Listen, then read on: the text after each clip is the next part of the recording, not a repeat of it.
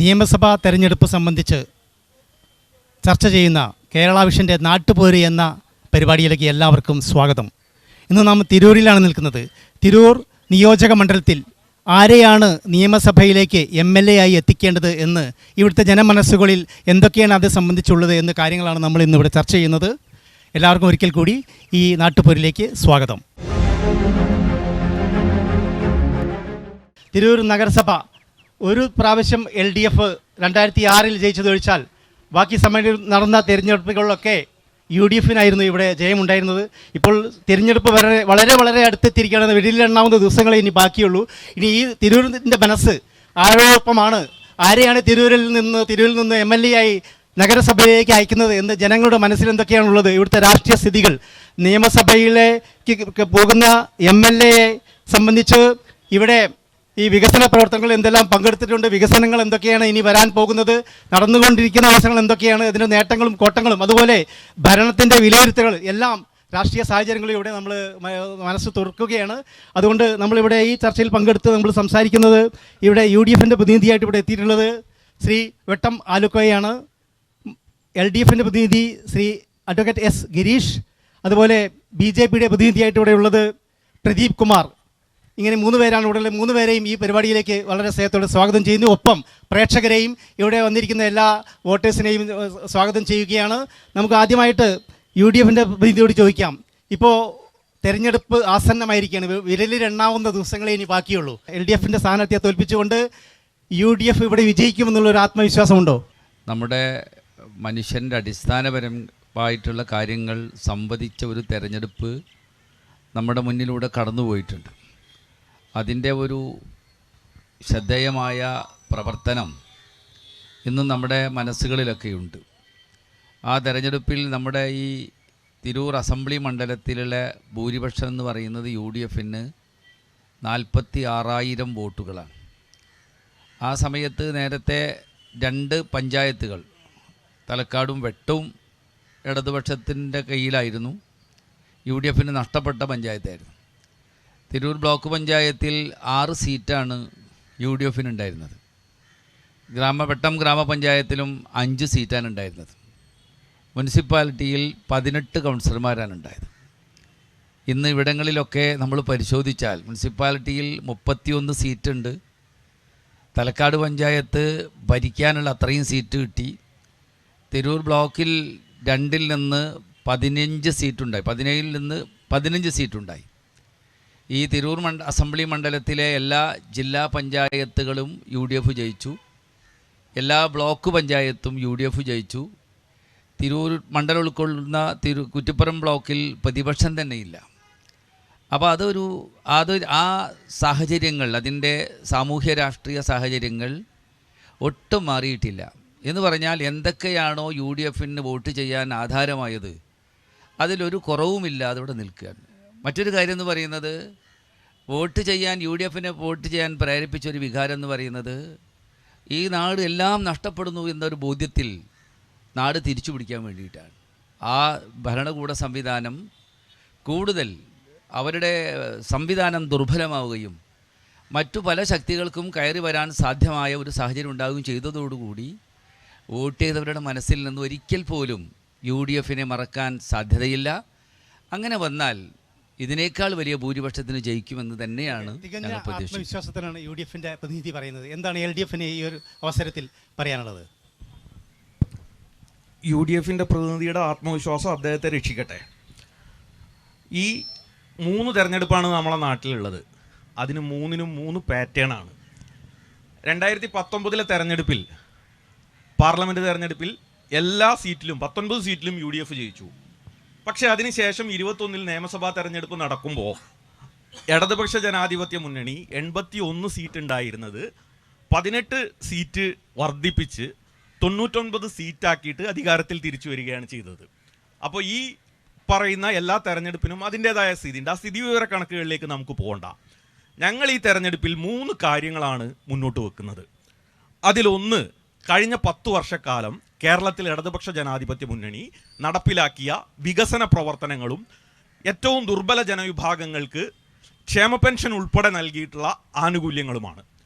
രണ്ടാമത്തെ കാര്യം, ഇവിടെ മത്സരിക്കുന്ന ഞങ്ങളുടെ സ്ഥാനാർത്ഥി വി അബ്ദുറഹിമാൻ അദ്ദേഹത്തിൻ്റെ പൊതുപ്രവർത്തന രംഗത്ത് കക്ഷി രാഷ്ട്രീയത്തിനതീതമായി നാടിൻ്റെ വികസന കാര്യങ്ങൾ ഉയർത്തിപ്പിടിച്ച ഒരു വ്യക്തിയാണ് എന്ന കാര്യത്തിൽ ആർക്കും സംശയമില്ല. ആ വി അബ്ദുറഹിമാൻ്റെ സ്ഥാനാർത്ഥിത്വം തന്നെയാണ് ഞങ്ങളെ സംബന്ധിച്ചിടത്തോളം ഞങ്ങളുടെ ഏറ്റവും വലിയ പ്ലസ് പോയിൻ്റായിട്ട് ഞങ്ങൾ കരുതുന്നത്. മൂന്നാമത്തെ വിഷയം ഈ തിരൂർ മണ്ഡലത്തിൻ്റെ പിന്നോക്കാവസ്ഥയാണ്.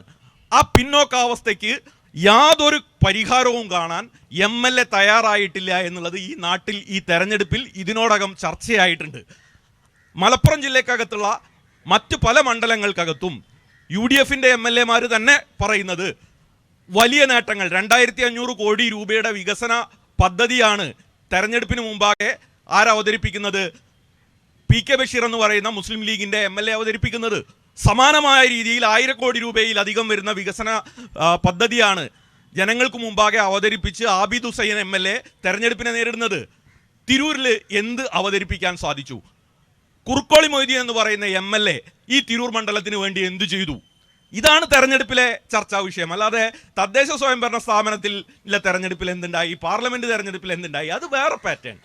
ഇപ്പോഴത്തെ സ്ഥിതി കറന്റ് പൊസിഷനിലേക്ക് നിങ്ങൾ വരൂ. അതെ അതെ, NDAക്ക് എന്താണ് ജനങ്ങളുടെ മുമ്പിൽ വെക്കാനുള്ളത്? വളരെ ചുരുക്കി പറയൂ. NDA ഈ തെരഞ്ഞെടുപ്പിനെ നേരിടുന്നത് വികസനം എന്ന ഒരൊറ്റ മുദ്രാവാക്യത്തോടു കൂടിയാണ്. മാറാത്തത് ഇനി മാറും. ഇതാണ് BJP NDA സഖ്യം മുന്നോട്ട് വയ്ക്കുന്നത്. സ്വാഭാവികമായിട്ട് കേന്ദ്ര ഗവൺമെൻറ്റിൻ്റെ വിവിധങ്ങളായ പദ്ധതികൾ, ജനോപകാരപ്രദമായ പദ്ധതികൾ സാധാരണക്കാരിൽ സാധാരണക്കാരായ ആളുകളിലേക്ക് എത്തിച്ചുകൊണ്ട് അഭ്യസ്തവിദ്യരായിട്ടുള്ള ജനവിഭാഗങ്ങളുടെ ഇടയിൽ കൃത്യമായ ഒരു കാഴ്ചപ്പാട്, വികസനം എന്നൊരു കാഴ്ചപ്പാടുണ്ട്. കക്ഷി രാഷ്ട്രീയങ്ങൾക്കെല്ലാം അതീതമായിക്കൊണ്ട് പൊതുസമൂഹം ഇന്ന് ആഗ്രഹിക്കുന്നത് തൻ്റെ നാടിൻ്റെ വികസനമാണ്, തങ്ങൾക്കുള്ള വികസനമാണ്. അതുകൊണ്ട് തന്നെ ഇവിടുത്തെ സമൂഹം, തിരൂരിലെ സമൂഹം കൃത്യമായിട്ട് വിചിന്തനം ചെയ്യുന്നുണ്ട് ആരെയാണ് ജയിപ്പിക്കേണ്ടത്. ഇവിടെ നിന്ന് ജയിച്ചു പോയ ഈ നിയോജക മണ്ഡലം ഉണ്ടായി ഇത്ര കാലമായിട്ട് ആദ്യമായി ഒരു LDF ഒരു MLA വന്നു. അതിനപ്പുറം പൂർണ്ണമായിട്ടും മുസ്ലിം ലീഗിൻ്റെ കയ്യിലാണ്. അവർ വിലയിരുത്തുന്നുണ്ട് ഈ മണ്ഡലത്തിൽ എന്ത് വികസനമാണ് ഉണ്ടായിട്ടുള്ളത്, ഇവിടുത്തെ കേരള ഗവൺമെൻറ് എന്ത് വികസനമാണ് കൊണ്ടുവന്നിട്ടുള്ളത്. ഇത്തരത്തിൽ ഇത് രണ്ടിനെയും താരതമ്യം ചെയ്തുകൊണ്ട് ഇതിന് ബദലായി ഇനി ഈ മേഖലയിൽ വികസനം കൊണ്ടുവരാൻ നരേന്ദ്രമോദി ഗവൺമെൻറ് നേതൃത്വം കൊടുക്കുന്ന ആ ഗവൺമെൻറ്റിന് കൃത്യമായ ശക്തി പകർന്നെങ്കിൽ മാത്രമേ, ആ കൈകൾക്ക് കൃത്യമായിട്ടുള്ള മാൻഡേറ്റ് കൊടുത്തെങ്കിൽ മാത്രമേ ഈ മേഖലയിൽ തിരൂരിൽ വികസനം ഉണ്ടാകൂ. ഈ കാഴ്ചപ്പാട് കക്ഷി രാഷ്ട്രീയങ്ങൾക്കെല്ലാം അതീതമായിക്കൊണ്ട്, ജാതി മത വർഗ വർണ്ണ ചിന്തനകൾക്കെല്ലാം അതീതമായി ഇവിടുത്തെ ജനത ചിന്തിക്കുന്നുണ്ട്. അവരതിനനുസരിച്ച് വോട്ട് ചെയ്യും. ഇതാണ് NDAക്ക് പറയാനുള്ളത്. അപ്പോൾ പറഞ്ഞ കാര്യങ്ങളൊക്കെ കേട്ടല്ലോ. അപ്പോൾ നമ്മൾ ഇവിടെ ഈ തെരഞ്ഞെടുപ്പിൽ എന്താണ് നിങ്ങൾ മുന്നോട്ട് വയ്ക്കുക? വികസനത്തിൽ എന്തെങ്കിലും ഈ തിരൂർ നഗരത്തിന് വികസനം കൊതിക്കുന്നില്ലേ തിരൂർ നഗരം? തിരൂരെന്ന് പറഞ്ഞാൽ കേരളത്തിലെ തന്നെ അറിയപ്പെടുന്ന ഒരു ശ്രദ്ധേയമായ അസംബ്ലി മണ്ഡലമാണ്. തിരൂർ നമുക്കറിയാമല്ലോ, മലയാള ഭാഷാപിതാവിൻ്റെ മണ്ണാണ്. സ്വാഭാവികമായും തിരൂരിൻ്റെ എല്ലാ വികസനത്തോടും ഒരു സാംസ്കാരിക ടച്ച് ഉണ്ടാവും. ഇത്തരം തിരൂരിലെ വികസനത്തിന് നേതൃത്വം നൽകിയത് എല്ലാ കാലത്തും UDFൻ്റെ ആളുകളാണ്. മലയാള സർവകലാശാല വന്നു. അത് ഏറ്റവും വലിയ ഒരു പ്രോജക്റ്റാണ്. മലയാളികൾ ലോകമെത്ത് എല്ലായിടത്തുമുണ്ട്. എല്ലാ മലയാളികൾക്കായിട്ടുള്ളത് ഒരു സർവകലാശാലയാണ്. ആ സർവകലാശാല ഒരു സർക്കാർ നയമായി സ്വീകരിച്ച് യഥാസമയം നമ്മൾ കണ്ടല്ലോ, തിരൂരിൽ 10,000-കണക്കിന് ആളുകളെ സാക്ഷി നിർത്തി അന്നത്തെ മുഖ്യമന്ത്രിയായിരുന്ന ഉമ്മൻചാണ്ടി ഉദ്ഘാടനം ചെയ്തത് നമ്മൾ കണ്ടതാണ്.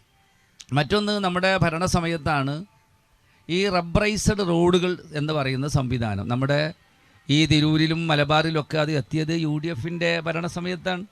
അതിലൊന്നും ആർക്കൊരു തർക്കമുണ്ട് എന്ന് എനിക്ക് തോന്നുന്നില്ല. ഇബ്രാഹിം കുഞ്ഞ് അന്ന് മന്ത്രിയായിരുന്ന സമയത്ത് വൺ ടൈം സെറ്റിൽമെൻറ്റ് PWD നടപ്പിലാക്കിയൊരു പദ്ധതിയാണ്. നമ്മുടെ ഈ നിയോജകമണ്ഡലത്തിൽ എത്രയോ റോഡുകൾ അന്ന് റബ്ബറൈസ്ഡ് ചെയ്തത് ആ സംവിധാനമായിട്ടാണ്. നമ്മുടെ കുടിവെള്ള പദ്ധതി നമുക്കറിയാം. നമ്മുടെ കടുങ്ങാത്തുണ്ട് ലക്ഷക്കണക്കിന് ലിറ്റർ വെള്ളം സ്റ്റോക്ക് ചെയ്യാവുന്ന ടാങ്ക് ഉണ്ടാക്കി 33,000-ഓളം വരുന്ന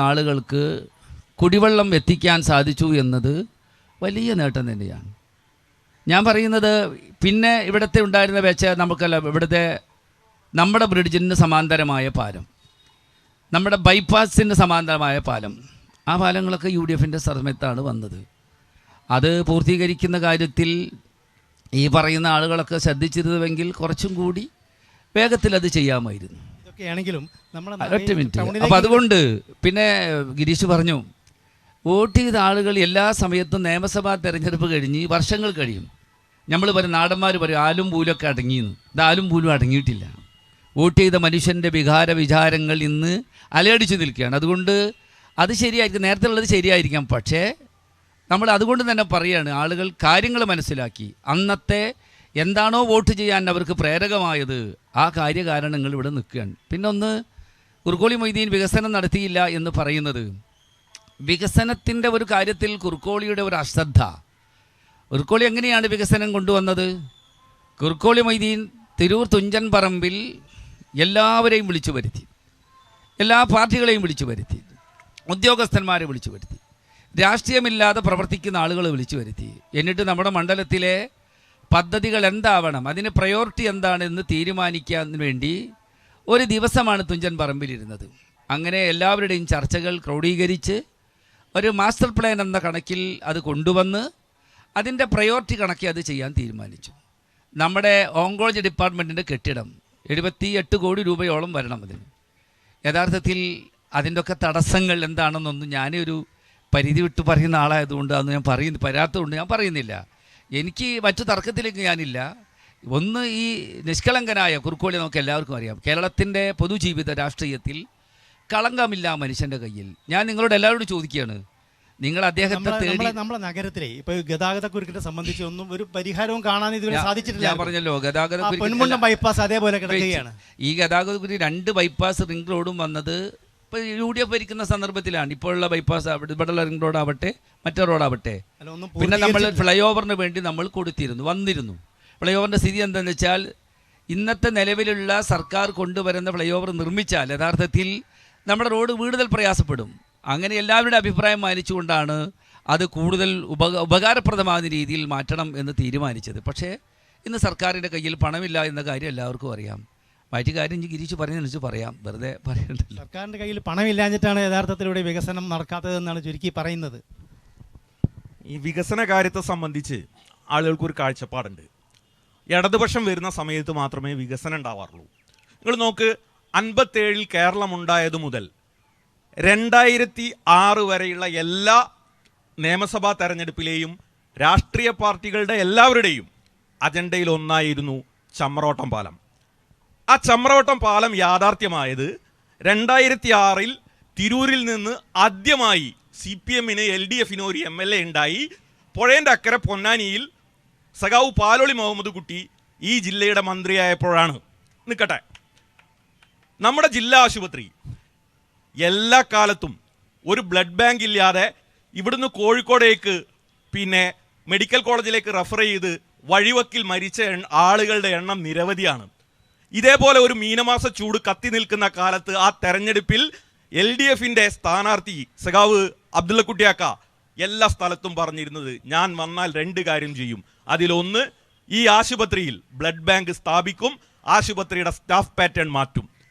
നിങ്ങൾ നോക്ക്, അബ്ദുള്ളക്കുട്ടി സഖാവ് MLA ആയി ജയിച്ചു, തിരൂർ ആശുപത്രിയിൽ ബ്ലഡ് ബാങ്ക് സ്ഥാപിച്ചു, സ്റ്റാഫ് പാറ്റേൺ മാറ്റി ഈ ആശുപത്രിയെ ജില്ലാ ആശുപത്രിയാക്കി ഉയർത്തിയിട്ടാണ് അബ്ദുള്ളക്കുട്ടി സഖാവും ശ്രീമതി ടീച്ചറും പടിയിറങ്ങിയത്.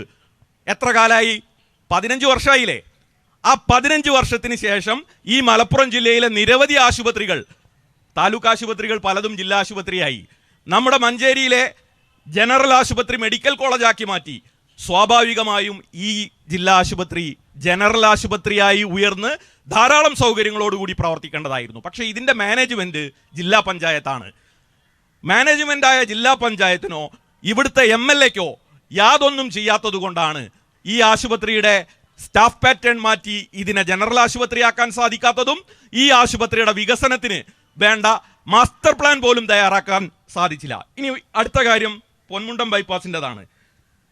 ഇത് ബഹുമാന്യനായ നമ്മുടെ സ്ഥാനാർത്ഥി കൂടിയായ അന്നത്തെ മന്ത്രി V. അബ്ദുറഹിമാൻ താനൂര് നിയോജക മണ്ഡലത്തിൻ്റെ ഭാഗമായി പണി പൂർത്തിയായ കോട്ടിലത്തറ പാലവും മീശപ്പടി റോഡിൻ്റെ നവീകരണവും പൂർത്തിയായതോടുകൂടി ഈ രണ്ട് ഇതിനെയും ബന്ധിപ്പിച്ചുകൊണ്ട് പൊന്മുണ്ടം ബൈപ്പാസ് യാഥാർത്ഥ്യമാക്കാൻ ROB വേണം. അതിന് സേതുബന്ധൻ പദ്ധതിക്കകത്തേക്ക് ഉൾപ്പെടുത്തുന്നതിന് വേണ്ടി തിരൂരിനെ ഉൾപ്പെടുത്തണമെന്നാവശ്യപ്പെട്ടുകൊണ്ട് വി അബ്ദുറഹിമാൻ കൊടുത്ത കത്തിൻ്റെ കോപ്പിയാണിത്. ആ കോപ്പിക്ക് ആ കത്ത് സ്വീകരിച്ച് മന്ത്രി മുഹമ്മദ് റിയാസ് അതിന് വേണ്ട നടപടികൾ പൂർത്തീകരിച്ച് അറിയിച്ചതിൻ്റെ രേഖയാണിത്. എന്തെങ്കിലും ഒരു കടലാസ് MLA തൻ്റെ ലെറ്റർ പാഡിൽ എഴുതി കൊടുത്ത് ഈ പദ്ധതിക്ക് വേണ്ടി എന്തെങ്കിലും ഒന്ന്, നമ്മളെ തിരൂർ നിറച്ച് ഫ്ലെക്സ് വെച്ചിട്ടാ, ആ ഫ്ലെക്സിനകത്ത് അബ്ദുസമദ് സമദാനി ഉണ്ട്, ഇവിടുത്തെ ചെയർപേഴ്സൺ ആയിരുന്ന നസീമുണ്ട്, അതുപോലെ തന്നെ MLA കുറുക്കോളി മൊയ്തീനുണ്ട്. പക്ഷേ MLAയുടെ ലെറ്റർ പാഡിൽ ഒരു കത്ത് ഇതിനു വേണ്ടി എഴുതി കൊടുത്തതിൻ്റെ എന്തെങ്കിലും ഒരു കോപ്പി ഇതേമാതിരി ഇവർക്ക് കാണിക്കാണ്ടോ? അങ്ങനെ ഒരു കത്ത് കൊടുക്കുമായിരുന്നെങ്കിൽ യാഥാർത്ഥ്യമായിരുന്നു. എന്താ സംശയം? ആ കത്ത് കൊടുത്തതിന്റെ അങ്ങനെ കത്തുകൾ കൊടുത്തതിന്റെ അടിസ്ഥാനത്തിലാണ് സീതിയാജിന്റെ മകൻ ബഹുമാന്യനായ ബഷീർ MLA എത്ര കോടി രൂപയുടെ പദ്ധതിയാണ് നടപ്പാക്കിയ ആബിദ് ഹുസൈൻ MLA കത്ത് കൊടുക്കാൻ പോലും MLAക്ക് കഴിഞ്ഞില്ല. അതൊരു വല്ലാത്തൊരു സംഭവമാണല്ലോ അത്. അപ്പം നമ്മുടെ നാട്ടിൻ്റെ ഒരു വികസനത്തിന് തടസ്സം നിൽക്കുന്ന ഒരു കത്ത്, അപ്പോൾ നിങ്ങളതൊന്നും അത്ര ഒരു ഗൗരവത്തോട് കാണുന്നില്ല എന്നുള്ളതാണ്. നമ്മുടെ ഈ ഹോസ്പിറ്റലിൻ്റെ കാര്യം പറഞ്ഞു. നമുക്കറിയാം, ഈ ജില്ലയിൽ ഒരു മെഡിക്കൽ കോളേജ് സംവിധാനം എന്ന് സർക്കാർ ഒരു നയമായി പറയുന്നത് ഉമ്മൻചാണ്ടിയുടെ കാലത്താണ്. എല്ലാവർക്കും അറിയാം. അതുമായി ബന്ധപ്പെട്ട് അനേകം വിദ്യാഭ്യാസ രംഗത്തും ആരോഗ്യരംഗത്തും വലിയ രീതിയിലുള്ള പരിഷ്കാരങ്ങൾ ഉണ്ടായിട്ടുണ്ട്. ഞാൻ പറയുന്നത് ഈ തിരൂർ ജില്ലാ ആശുപത്രിയുടെ സ്റ്റാഫ് പാറ്റേൺ, ഞാൻ ഗിരീശനെ അങ്ങനെ മോശമായി പറയല്ല, സ്റ്റാഫ് പാറ്റേൺ എങ്ങനെയാണ് വന്നത്, ആറ് സമയത്താണ് വന്നത്? ഔദ്യോഗികമായി ഒരു സ്ഥാപനത്തിൻ്റെ ഡിക്ലറേഷൻ എന്നതിലുപരിയായി അവിടെ സ്റ്റാഫ് പാറ്റേൺ കൊണ്ടുവരുന്നത് മമ്മൂട്ടിയുടെ കാലത്ത് തന്നെയാണ്. പിന്നെ നമുക്കറിയാം, ഒരു ജനറൽ, ഞാൻ പറയുന്നത് അതിൻ്റെ ഒരു തർക്കത്തിനല്ല, ഒരു ജനറൽ സംവിധാനത്തിൽ വരേണ്ടുന്ന ഒരു കാര്യം, അതൊരു വലിയ കാര്യമൊന്നാണ് എനിക്ക് തോന്നുന്നില്ല.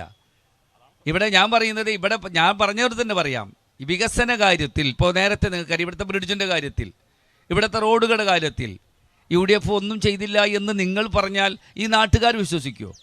ഈ നാട്ടിൽ ഈ കാണുന്ന 2 റോഡും നമ്മുടെ സമയത്ത് UDFൻ്റെ സമയത്തല്ലേ വന്നത്? ഈ 3 പാലങ്ങളുടെയും പണി കഴിഞ്ഞത് ആ സമയത്തല്ലേ വന്നത്? ഞാൻ ചോദിക്കുന്നത്, കായിക മന്ത്രി ഒരു കത്ത് കൊടുത്തിട്ട് സേതുബന്ധൻ പരിപാടിയിൽ ഉൾപ്പെടുത്തിയതാണ് ഈ പരിപാടി എന്ന് പറഞ്ഞാൽ എന്തേ മറ്റു പദ്ധതിക്ക് അങ്ങനെ ഒരു കത്ത് കൊടുക്കാമായിരുന്നില്ലേ? സേതുബന്ധൻ പരിപാടിക്ക് ഞാൻ ഗിരീഷിനോട് ബഹുമാനത്തോടുകൂടി പറയാണ്, കേന്ദ്ര ഗവൺമെൻറ്റിൻ്റെ സ്കീമുകൾ പ്രഖ്യാപിക്കുമ്പോൾ 2 ഘട്ടം കഴിയണം. ഒന്ന്, ഇപ്പോൾ MPമാരൊക്കെ റോഡ് ചോദിക്കും, MPമാർ റോഡ് ചോദിക്കും. ആ റോഡ് നമ്മൾ സെലക്ട് ചെയ്ത് ഇത്ര വീതിയുള്ള റോഡ് കൊടുക്കണം എന്നെല്ലാം കൊടുക്കും. MPമാർ അതിൻ്റെ പുറത്ത് ആ റോഡ് കൊണ്ടുവരും, ജില്ലാ പഞ്ചായത്തിൽ വരും, ഈ റോഡുകളെല്ലാം വരും, നഗരസഭയുടെ റോഡായാലും വരും. എന്നോട് ചോദിക്കും, ഈ റോഡിനെ സംബന്ധിച്ച് നിങ്ങൾക്ക് എന്താ പറയാൾ? ജില്ലാ പഞ്ചായത്ത് മെമ്പർമാരും കൊടുത്തിട്ടുണ്ടാവും എന്ന് പറഞ്ഞാൽ ഇത്തരം സംവിധാനങ്ങളിൽ റെഗുലറായി നടക്കേണ്ടുന്നൊരു കാര്യം മാത്രമാണ്. അതൊക്കെ ഇങ്ങനെയാണെങ്കിൽ ഇത് നാട്ടുകാർക്കറിയാം. ഇന്ന് മുമ്പത്തെ പോലെയല്ലല്ലോ, നാട്ടുകാർക്ക് അറിയാൻ സാധിക്കുമല്ലോ ഈ കാര്യത്തിലൊക്കെ. ഞാൻ പറയുന്നത്, ഇവിടെ പ്രത്യേകിച്ച് ഈ തെരഞ്ഞെടുപ്പിൻ്റെ സാമൂഹ്യ രാഷ്ട്രീയ സാഹചര്യം ഒരിക്കലും മറന്നുകൂടാ.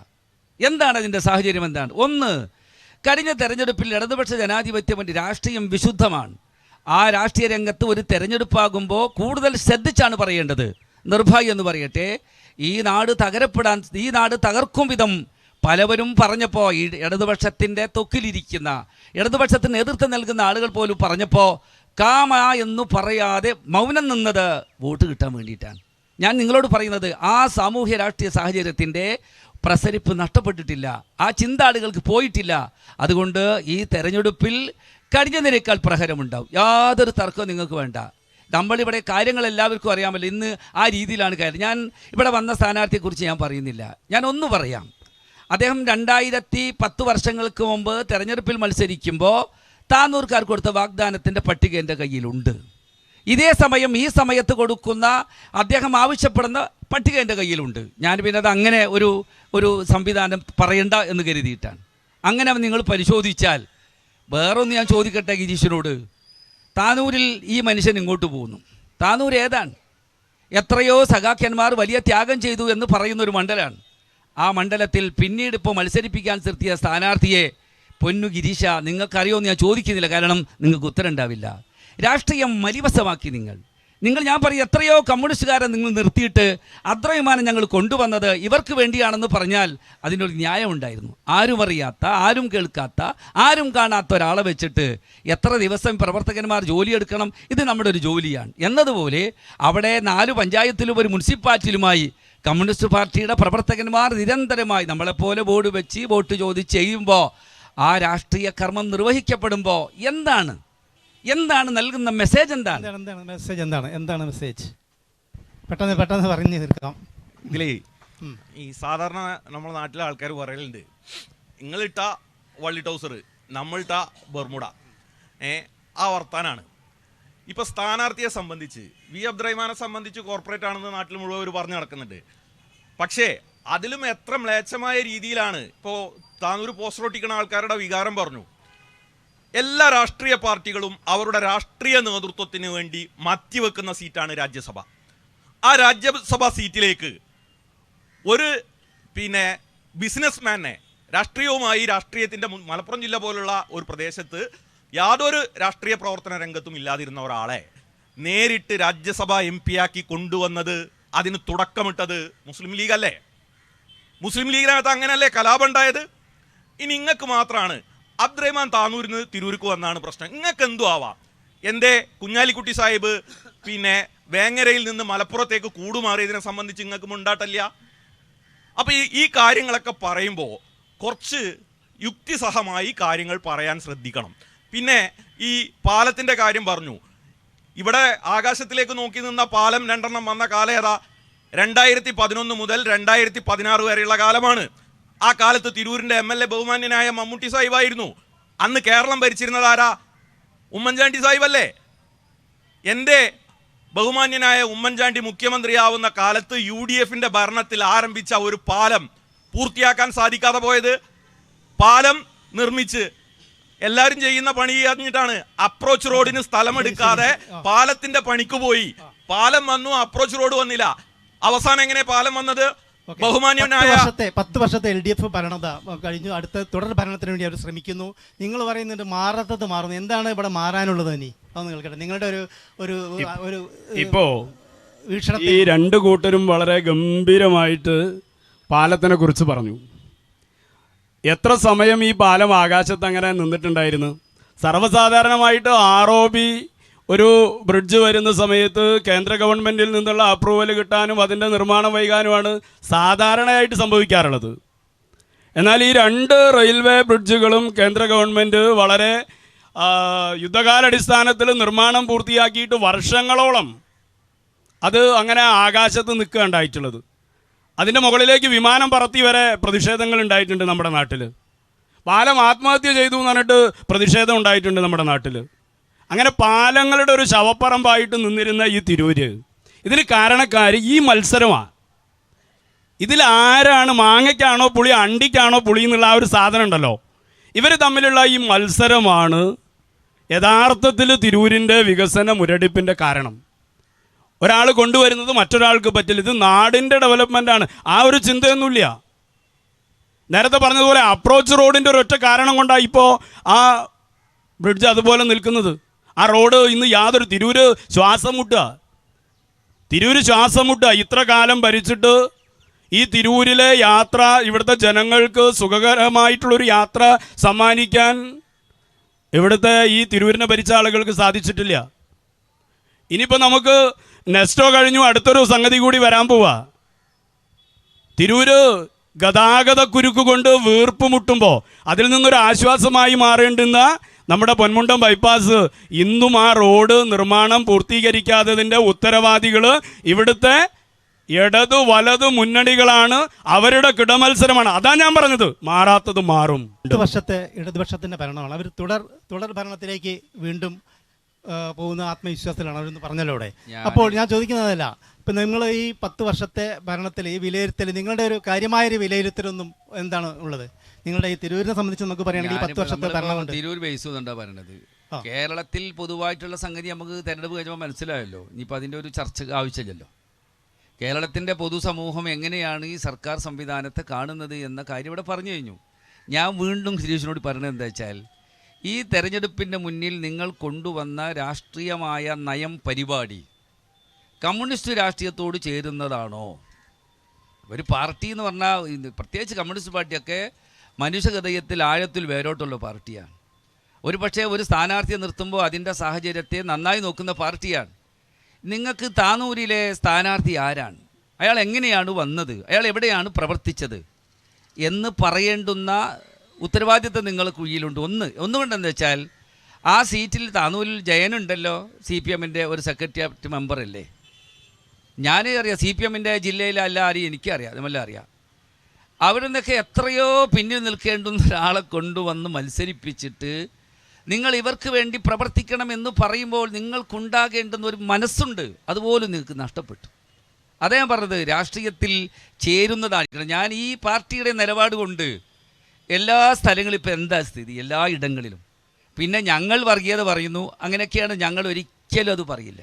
ഇപ്പോൾ ഇന്നത്തെ പത്രം നിങ്ങൾക്ക് അറിയാമല്ലോ, വടകരയിൽ ഷാഫി ജയിച്ചപ്പോൾ ഉണ്ടായ സംഗതി അറിയാമല്ലോ. അതൊക്കെ എന്താണ്, ഈ നാട്ടുകാർ കണ്ടതല്ലേ, കേട്ടതല്ലേ. അപ്പം അതുകൊണ്ട് അതൊന്നും പറഞ്ഞിട്ട് കാര്യമില്ല. എനിക്ക് നിങ്ങളോട് പറയാനുള്ളത് എന്ന് പറയാൻ, ഞങ്ങളുടെ സ്ഥാനാർത്ഥി അയാളുടെ ഒരു താല്പര്യക്കുറവ് നിങ്ങൾ പറയും. ഈ സ്റ്റേഡിയത്തിന് വെച്ച് നമ്മുടെ മന്ത്രി ഒരു മേശയ്ക്ക് ചുറ്റുമിരുന്ന് സെറ്റിൽ ചെയ്യാവുന്നൊരു തീരുമാനം എന്താണ്? സ്റ്റേഡിയം പൊതുവായിട്ട് സ്പോർട്സ് കൗൺസിലിന് കൊടുത്താൽ അവർക്കാണത് അധികാരമുള്ളത്, അത് സ്വാഭാവികം മാത്രമാണ്. ഒരു ഗ്രാമപ്രദേശത്തുള്ള ഒരു സ്റ്റേഡിയം എന്ന് പറയും, ഇപ്പം നമ്മുടെ തിരൂർ സ്റ്റേഡിയം കേരളോത്സവം നടക്കുമ്പോൾ പഞ്ചായത്തുകളുണ്ടാവും, ബ്ലോക്കിൻ്റെതുണ്ടാകും, മുനിസിപ്പാലിറ്റിൻ്റെതാവും, വ്യത്യസ്തമായ മത്സരം നടക്കും. ഈ പരിസരത്തുള്ള എല്ലാ മത്സരത്തിൻ്റെ വേദികളും തിരൂർ സ്റ്റേഡിയമാണ്. എന്നാൽ സ്പോർട്സ് കൗൺസിലിന് കൈമാറിയാൽ ഒരിക്കൽ പോലും നമുക്കതൊന്നും ചെയ്യാൻ കഴിയില്ല. അപ്പോൾ പ്രത്യേകിച്ച് പ്രാദേശിക ഭരണകൂടത്തിൻ്റെ ഒരു സ്വഭാവം എന്ന് പറയുന്നത്, അത് പ്രാദേശിക ഭരണകൂടത്തിൻ്റെ മുമ്പിൽ നിയന്ത്രിക്കാൻ കഴിയണം. മന്ത്രി എന്തെല്ലാം സെറ്റിൽ ചെയ്യാമായിരുന്നു, ചെയ്തില്ല. ഇന്നിപ്പോൾ എന്ത് പറയും നമ്മൾ ആരോട്? ഇവിടെ അദ്ദേഹം പറയുന്നത് ഇവിടെ തിരൂരിൽ ആകെ മാറുമെന്നാണ്. ഈ മാറ്റം സമൂഹത്തിന് അനിവാര്യമാണോ, സമൂഹം എങ്ങനെയാണെന്ന് പറയാൻ താനൂരിലെ മാറ്റം കൂടി നമ്മൾ ചർച്ച ചെയ്യപ്പെടേണ്ടി വരും. താനൂരിൽ എന്തൊക്കെയാണ് മാറിയത്, എന്തൊക്കെയാണ് മാറാതെ നിന്നത്? ഞാൻ പറഞ്ഞു, എല്ലാ വർഷത്തെ 36 പ്രോജക്റ്റുകൾ നേരത്തെ പ്രഖ്യാപിച്ചതിൻ്റെ ലിസ്റ്റ് എൻ്റെ കയ്യിലുണ്ട്. നമ്മളത് ഒരു പറയുമ്പോൾ ഞാൻ വ്യക്തിപരമായി പോകണ്ട എന്ന് കരുതി ഞാനതൊന്നും പറയാൻ എനിക്കിഷ്ടമല്ല. എന്നാൽ ഞാൻ പറയുന്നത് നിങ്ങൾക്ക് വിധേയമാക്കാം. 36 പ്രോജക്റ്റുകൾ പറഞ്ഞ ആൾ കൊണ്ടുവന്നത്. അപ്പോൾ സ്റ്റേഡിയം തന്നെ 19,14,00,000 രൂപയുടെ സ്റ്റേഡിയത്തിൻ്റെ വർക്ക് കാട്ടിലങ്ങാടി നടക്കും. ഒരു പന്ത് ഇന്ന് വരെ ഉരുട്ടാൻ കഴിയാത്ത വിധം സ്റ്റേഡിയം നിൽക്കുകയാണ്. കോളേജിൻ്റെ കാര്യം എടുക്കാം. ഉമ്മൻചാണ്ടിയുടെ സമയത്ത് ഒരേ സമയം വന്ന 2 കോളേജാണ്. ഒന്ന് തിരൂർ മണ്ഡലത്തിൽ വനിതാ കോളേജാണ്, വനിതകൾക്ക് മാത്രമായുള്ള കോളേജാണ്. മറ്റൊരു കോളേജ് താനൂരിലാണ്. താനൂരിലെ കോളേജ് ഉദ്ഘാടന സമയത്ത് CPM മുഖ്യമന്ത്രിയെ തടഞ്ഞു. ആ തടയുന്ന സമയത്താണ് ഉമ്മൻചാണ്ടി പ്രഖ്യാപിച്ചത്. ഞാൻ നിങ്ങളോട് പറയുന്നത്, ഏറ്റവും അവസാനം വകുപ്പ് മന്ത്രി ഉദ്ഘാടനം ചെയ്തു. ഉദ്ഘാടനം ചെയ്തപ്പോൾ ആ കർട്ടൻ്റെ തുണി താണപ്പോഴാണ് അറിയുന്നത്, അത്യാവശ്യമായിട്ട് തേച്ചിട്ട് പോലുമില്ലാത്ത ഒരു കെട്ടിടത്തിൽ ഉദ്ഘാടനം ചെയ്യണ്ടേ എന്ന് പറയാനായി ചെയ്തു എന്ന് എല്ലാവർക്കും ബോധ്യം. മന്ത്രി പോലും എത്തിയില്ല, അബ്ദുറഹിമാൻ സാഹിബ് എത്തിയില്ല. അത് വലിയ കാര്യമായി. ഇനി ഞാൻ ഗിരീഷിനോട് ഒന്നും കൂടി ചോദിക്കുന്നത്, CPM പ്രഖ്യാപിച്ച സ്ഥാനാർത്ഥി ആരാണ് താനൂരിൽ? ആദ്യം പറഞ്ഞത് കേട്ടത് അബ്ദുറഹിമാനാണെന്നാണ്. പിന്നെ താനൂരിൽ CPM-ന് ഇപ്പോൾ പ്രഖ്യാപിച്ച സ്ഥാനാർത്ഥി അബ്ദുറഹിമാനാണ്. ഇവിടെയാണ് ഇതെന്താണ് ഈ സംസ്കാരം, എവിടേക്കാണ് പോണത്? ഞങ്ങളുടെ സ്ഥാനാർത്ഥികളെ പ്രഖ്യാപിച്ചത് കോൺഗ്രസിൻ്റേതാണെങ്കിൽ ഹൈക്കമാൻഡാണ്, KPCC ആണ്. മുസ്ലിം ലീഗിൻ്റെ സ്ഥാനാർത്ഥിയെ പ്രഖ്യാപിക്കുന്നത് പാണക്കാട് സയ്യിദ് സാദിഖ് അലി ശിഹാബ് തങ്ങളാണ്. താനൂരിൽ ആദ്യം കേട്ട പേരെന്തായിരുന്നു? അബ്ദുറഹിമാൻ്റേതാണ്. പിന്നെ നമ്മൾ കേൾക്കുന്നത് കമ്മ്യൂണിസ്റ്റ് പാർട്ടിക്ക് പോലും അറിയാത്ത ഈ മനുഷ്യനെ പ്രഖ്യാപിക്കാൻ കമ്മ്യൂണിസ്റ്റ് പാർട്ടിക്ക് സാധ്യതയില്ല. കാരണം ഈ മനുഷ്യന് കമ്മ്യൂണിസ്റ്റ് പാർട്ടിക്ക് അറിയില്ല. അപ്പോൾ അതുകൊണ്ട് പ്രിയപ്പെട്ട ഗിരീഷിന് ഇതൊക്കെ നന്നായി മനസ്സിലാക്കുന്ന ഒരു മൂല്യമുള്ള രാഷ്ട്രീയക്കാരൻ നിലയിൽ ഞാനിതിങ്ങനെ പറയുന്നത്, ഇതൊക്കെ തിരിച്ചറിയണം. എത്രയോ പരകോടി മനുഷ്യന്മാർ ജീവിതത്തിൽ സ്നേഹിക്കുന്ന ഒരു സംവിധാനമാണ് ഇതൊക്കെ ശ്രദ്ധിക്കുന്ന ആളുകൾ. അവിടെയൊക്കെ നേരാമണ്ണം ഇവിടെ ഇരിക്കുന്ന നിങ്ങൾക്ക് അതിന് മറുപടി എന്ന് പറഞ്ഞു. ഇതിന് മറുപടി താനൂരിലെ സ്ഥാനാർത്ഥിയെ സംബന്ധിച്ച് ഈ ചർച്ച മുഴുവൻ താനൂർക്ക് പോകുന്നതിന്റെ ഗുട്ടൻസ് മനസ്സിലായോ? തിരൂർ എന്തായാലും പോകുന്ന ഉറപ്പായി. താനൂരെങ്കിലും ലീഗിന് നിലനിർത്താൻ പറ്റുമെന്നുള്ളതാണ് വിഷയം. ഈ താനൂരത്തെ സ്ഥാനാർത്ഥിനെ സംബന്ധിച്ച് ജയേട്ടൻ അവിടുത്തെ ഭയങ്കര നേതാവാണ്, അവിടെ പോസ്റ്റർ ഒട്ടിക്കുന്ന ആൾക്കാരെ വിഷമം പറയുന്നുണ്ട്. പക്ഷെ ജയേട്ടൻ ആ തെരഞ്ഞെടുപ്പ് പ്രവർത്തനത്തിന്റെ മുഴുവൻ നേതൃത്വം എടുത്ത് അവിടെ ഉണ്ട്. ഒരു മാധ്യമത്തിന് മുമ്പിലും ഒരു സ്ഥാനാർത്ഥിക്കെതിരെ യാതൊന്നും പറഞ്ഞിട്ടില്ല. പക്ഷേ നിങ്ങൾക്ക് അവിടെ ഒരു സ്ഥാനാർത്ഥി ഉണ്ടായിരുന്നില്ലേ? അവിടുത്തെ പഴയ MLA അബ്ദുറഹിമാൻ രണ്ടത്താണി സ്ഥാനാർത്ഥി തീരുമാനവുമായി ബന്ധപ്പെട്ട് താനൂരിൽ മത്സരിക്കാൻ ആഗ്രഹിച്ചിരുന്നില്ലേ? മാധ്യമങ്ങളിലാകെ വാർത്ത വന്നില്ലേ? അപ്പൊ നിങ്ങളെ വിഷയങ്ങൾ തീർക്ക്. താനൂർത്തെ CPM-ന്റെ LDF-ന്റെ സ്ഥാനാർത്ഥിനെ സംബന്ധിച്ച് അവർ തീരുമാനിക്കട്ടെ. നിങ്ങൾ നിശ്ചയിച്ച ഈ മലപ്പുറം ജില്ലയിലെ 16 സ്ഥാനാർത്ഥിനെ സംബന്ധിച്ച് ഞങ്ങൾ അഭിപ്രായം പറയണില്ലല്ലോ. നിങ്ങളെ സ്ഥാനാർത്ഥിന്റെ കാര്യം തീരുമാനിക്കുക. നിങ്ങൾ ഇവിടുത്തെ വികസനത്തെ പറ്റിയിട്ട് പറയും. ഇവിടുത്തെ വികസനം ഒറ്റ കാര്യം, വികസന കാര്യത്തിൽ ഒറ്റ കാര്യം ഇത് ഈ കത്ത് ഈ കായിക വകുപ്പ് മന്ത്രിയുടെ അധ്യക്ഷതയിൽ ചേർന്ന യോഗത്തിന്റെ മിനിറ്റ്സ് ആണ്. ആ യോഗത്തിനകത്ത് പറയണത് നോക്കൂ, ഒറ്റ കാര്യം വായിക്കാം. പ്രസ്തുത സ്റ്റേഡിയം നിർദ്ദിഷ്ട സ്ഥലത്ത് തന്നെ നിർമ്മിക്കുന്നതിന് വളരെ താല്പര്യമുണ്ടെന്നും ആയതിന് സമ്മതമാണെന്നും ബഹു MLA, തിരൂർ മുനിസിപ്പൽ ചെയർപേഴ്സൺ എന്നിവർ അറിയിച്ചു. ഭൂമി തരം മാറ്റി കിട്ടുന്നതിനായി അപേക്ഷ ബ്ലോക്ക് ഡെവലപ്മെന്റ് ഓഫീസർക്ക് നൽകിയിട്ടുണ്ടെന്നും ആയത് ലഭ്യമായിട്ടില്ലെന്നും തിരൂർ മുനിസിപ്പൽ ചെയർപേഴ്സൺ സൂചിപ്പിച്ചു. ഇത് പറഞ്ഞിട്ടാണ് പോകുന്നത്. ഇപ്പോഴും ഈ സ്റ്റേഡിയം ഉണ്ടാവാത്തതിന്റെ യഥാർത്ഥ കാരണം എന്താണ്? ഒരു നഞ്ചഭൂമി തരം മാറ്റാൻ പോലും അട്ടിപ്പേറായ കാലം ഈ നഗരസഭയുടെ ഭരണം കയ്യിൽ ആളിയിട്ട് സാധിക്കാത്തത് കൊണ്ടാണ് സ്റ്റേഡിയം ഇപ്പോഴും ഈ കോലത്തിലിരിക്കുന്നത്. 2025 ഏപ്രിൽ മാസം 15-ാം തീയതി അടച്ചിട്ട സ്റ്റേഡിയമാണ്. ഒരു കൊല്ലായി പണിക്ക് വേണ്ടിയിട്ട് സ്റ്റേഡിയം പൂട്ടിയിട്ടിട്ട് മന്ത്രി പൈസ കൊടുത്തിട്ട് കോടിക്കണക്കിന് രൂപ സംസ്ഥാന സർക്കാർ കൊടുക്കാമെന്ന് പറഞ്ഞു.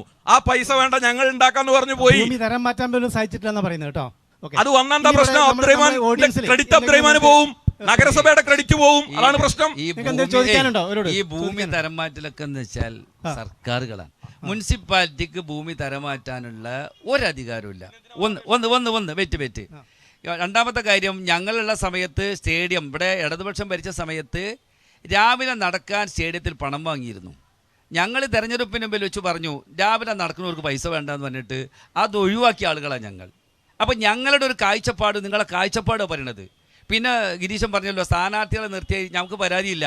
ഈ രീതിയിലാണ് നിർത്തിയെന്ന് ഞങ്ങൾ പറയുമ്പോൾ നിങ്ങൾ എന്തിനാ പേടിക്കുന്നത്? ഞാൻ പറയുന്നത് ഈ സംസ്കാര അപകടമാണ്. നിങ്ങളൊരാൾ ഞാൻ പറയും. പിന്നെ കുഞ്ഞാലൂർ സാഹിബ് ഇവിടെ നിന്ന് പറഞ്ഞാൽ കുഞ്ഞാലൂർ സാഹിബ് നിന്നപ്പോൾ ബാങ്കിൽ നിന്നത് ഷാജിയാണ്. ഷാജിനെ കേരളത്തിൽ അദ്ദേഹത്തിൻ്റെ ശത്രുവിനും മിത്രത്തിനും ഒരുപോലെ അറിയാം. ഞാൻ പറയും ഈ സ്ഥാനാർത്ഥി എന്ന് പറയുന്നത് കമ്മ്യൂണിസ്റ്റ് പാർട്ടിയിൽ 100 ആൾക്ക് അറിയുമെന്ന് എൻ്റെ ചോദ്യം. അതൊരിക്കലും പകരത്തിന് പകരമില്ല എന്ന് കേൾക്കുന്നു. 2015 മുതൽ 20 വരെ CPM ആണ്, ഇടതുപക്ഷമായിരുന്നു ഇവിടെ ഭരിച്ചിരുന്നത്, നഗരസഭ ഭരിച്ചിരുന്നത്. അന്ന് നിങ്ങളായിരുന്നു ചെയർമാൻ 2.5 വർഷം. അന്ന് 8 മാസത്തോളം തിരൂർ രാജീവ് ഗാന്ധി മുനിസിപ്പൽ സ്റ്റേഡിയം, ഇപ്പോൾ ഞാനൊക്കെ സ്റ്റേഡിയത്തിൽ പോണ ആളാണ്. ഒരുപാട് സാധാരണ ജനങ്ങൾ ഉപയോഗിക്കുന്ന ആളുകളാണ്. അതിൻ്റെ ഈ 8 മാസത്തോളം ആ സ്റ്റേഡിയം പൂട്ടിയിട്ടു, ഒരു പുല്ല് പോലും വെട്ടാതെ. അന്ന് ഇടതുപക്ഷമായിരുന്നു തിരൂർ നഗരസഭ ഭരിച്ചിരുന്നത്. കേരള ഭരണവും നിങ്ങളെ കയ്യിലുണ്ടായിരുന്നു. നിങ്ങൾ എന്തുകൊണ്ട് അന്ന് ആ പുൽമൈതാനവും സിന്തറ്റിക് ട്രാക്കും ഒന്നും വികസിപ്പിച്ച് എടുക്കഴിഞ്ഞത്? ഇവിടുന്ന് സാധാരണക്കാരുടെ അടുത്ത് നിന്ന് 300 രൂപ ഫീസ് ഏർപ്പാടാക്കിയിട്ടാണ് അന്ന് ആ സ്റ്റേഡിയം തുറന്നു കൊടുത്തത്. എന്തായാലും ഒരു കാര്യം പറയാം. നിങ്ങൾ ഈ സ്റ്റേഡിയത്തിൻ്റെ വിഷയത്തിൽ, സ്റ്റേഡിയം തരം മാറ്റുന്ന വിഷയം ഇവിടെ വന്നല്ലോ, നിങ്ങളൊന്ന് നോക്കിക്കൊണ്ടു. 2015 ഞാൻ ചെയർമാൻ ആവുന്നത്. 2016 നിങ്ങളിപ്പോൾ ചെയർപേഴ്സൺ ഈ സ്ഥലം തരം മാറ്റാൻ കൊടുത്തു എന്ന് പറയുന്ന അപേക്ഷയില്ലേ, അപേക്ഷ കൊടുത്തത് ഞാനാ. എൻ്റെ ലെറ്റർ പാഡിൽ ഇപ്പോഴും ആ ഫയൽ പരിശോധിച്ചാൽ അതിൻ്റെ ആദ്യത്തെ രേഖ ആരംഭിക്കുന്നത് ഞാനാണ്. ഞാനാണോ അത് ചെയ്യേണ്ടത്? ഞാൻ 2015 ചെയർമാൻ ആയത്. 2015 മുമ്പ് ഈ നഗരസഭ ഭരിച്ച മുസ്ലിം ലീഗിന്റെ നേതാക്കന്മാർക്ക് എന്തായിരുന്നു പണി? ഭൂമി തരം മാറ്റാൻ. ഇവിടെ ഇപ്പോൾ ചർച്ച നമ്മുടെ മുനിസിപ്പൽ തെരഞ്ഞെടുപ്പുമായിട്ടല്ല. കാരണം നിയമസഭാ തെരഞ്ഞെടുപ്പാണ് നമ്മുടെ മുന്നിൽ. അതുമായിട്ടാണ് ചർച്ച ചെയ്യേണ്ടത്.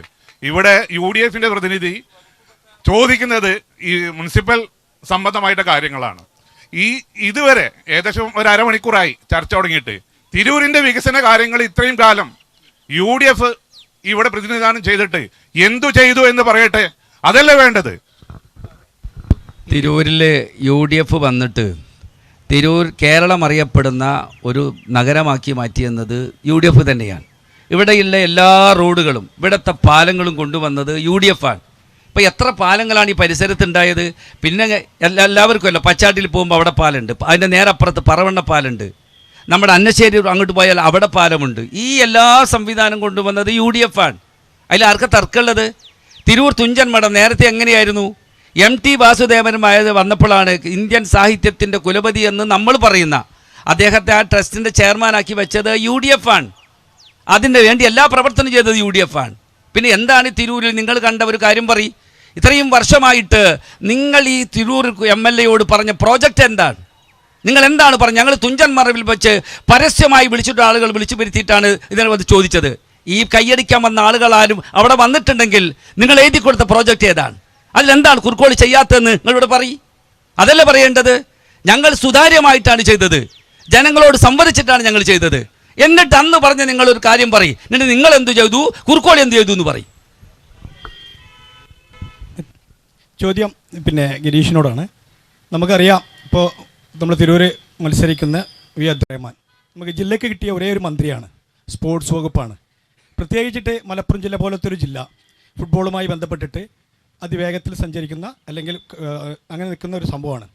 ഇവിടെ ഒരു ഫുട്ബോൾ അക്കാദമിയോ മലപ്പുറം ജില്ലയിലെ ഫുട്ബോൾ പ്രേമികൾക്ക് വേണ്ടി എന്തെങ്കിലും തുടങ്ങാൻ കഴിഞ്ഞു എന്ന് തോന്നുന്നില്ല.